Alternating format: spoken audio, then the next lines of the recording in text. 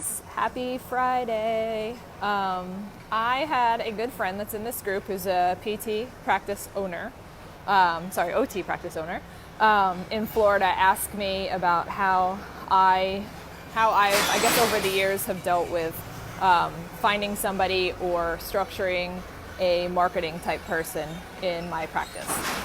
So I wanted to kind of just tell you guys what I have done and like what my experience was, and then just, figure it out to suit your practice. But when I first, probably a couple years into me opening the brick and mortar practice, I hired, a quote unquote marketing assistant. So this was basically someone that I paid her like $11 or $12 an hour.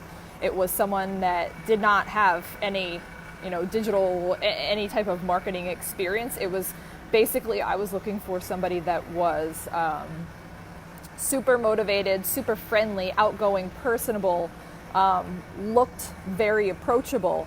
Somebody that I could send to community events, somebody that I could send to physicians' offices.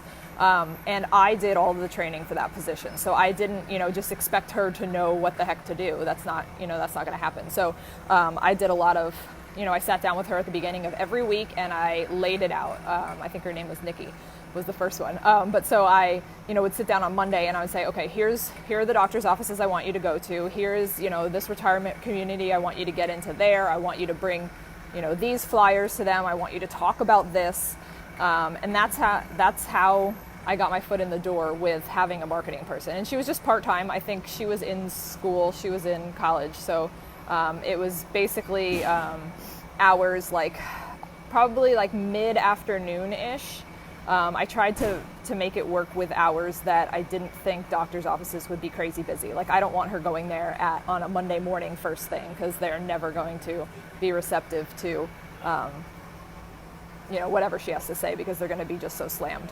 So that's pretty much how I structured it with her. Now I'm at the point where I do have a full-time marketing person in-house, and she's 40 hours a week. But basically the main thing that I have them doing that I could not do, and I'm sure you guys probably have the same thing, it's like the consistency is not there. So you hire somebody to do that, to be consistent, whether that's with Facebook posts or emails going out to the current and past patients, visiting doctors' offices, doing community events on the weekends, different things like that. Like, I just didn't have the consistency of it. So if I was slow, I would be like, oh yeah, okay, I got to jump on this, and I got to make sure, that this is done. And then my efforts would work and things would pick up, but then I would get busy and I wouldn't do it again. And you would have this like up and down cycle of, new referrals coming in because of how I was so inconsistent with that. So it's great to have somebody in there that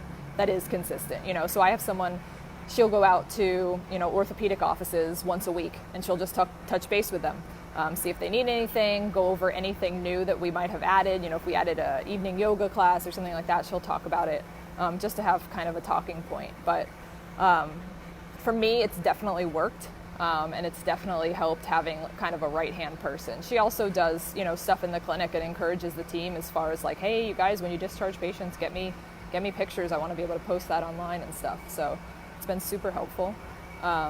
If you have any other questions, let me know. But I hope this helps you guys. Have an awesome weekend.